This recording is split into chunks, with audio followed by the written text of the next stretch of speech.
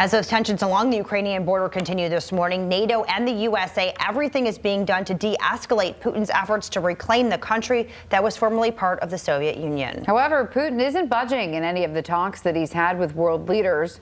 Ukrainians who live here in Michigan, they express their fears as they continue to watch these tensions rise in their homeland.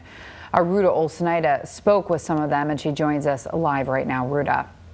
Good morning, Tessa, Michelle. Well, it is frustrating for the thousands of Ukrainians living in Michigan to watch what's unfolding in Ukraine with the annexation of Crimea in 2014 and the generational conflict that continues in the country to this day. They say it's heartbreaking to see the people of Ukraine living under constant stress and fear.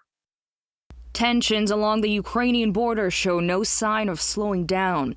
Despite Russia's claims they don't plan on invading Ukraine, Boris Potapenko from Oakland County says he's heard it all before. This is very, very dangerous. Potapenko says he's watched Russia invade Crimea and is worried the entire country of Ukraine could be next. Some U.S. officials agree. We've always said, and said for quite some time, that another incursion by Russia could be imminent, and imminent means imminent. Potapenko was born in Michigan to Ukrainian immigrants and is an active member of the Michigan-Ukrainian community. The Ukrainian community in Michigan has been around for over 100 years. But he still has family in Kiev who are anxiously waiting, watching to see what unfolds. My brother is out there helping the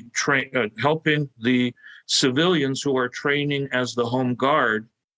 My nephew is involved in the Home Guard. He's 50 years old. But he and his family aren't the only ones anxiously watching, waiting. Michigan Senator Gary Peters, a member of the bipartisan Senate Ukraine caucus, says he's in contact with the administration about what America can do to help Ukraine. He says sanctions are absolutely on the table. Clearly, if Mr. Putin decides to have his forces go into Ukraine, I believe it will be a huge mistake for him and for his country. Hopefully, they will have some clear heads and understand that it's a huge mistake. But as the showdown continues overseas, Ukrainian Michiganders can only sit and wait. So I would tell the folks in the Ukrainian community and those who have loved ones in Ukraine that I'm focused on this, and I know the U.S. government is focused on making a clear, strong stand against Russian aggression. Russian aggression that could start with an invasion of Ukraine, but may not end there. If it's allowed to happen, then what's to stop the Russians from getting into other countries as well? Or a signal to other countries around the world that also have bullies in charge of their governments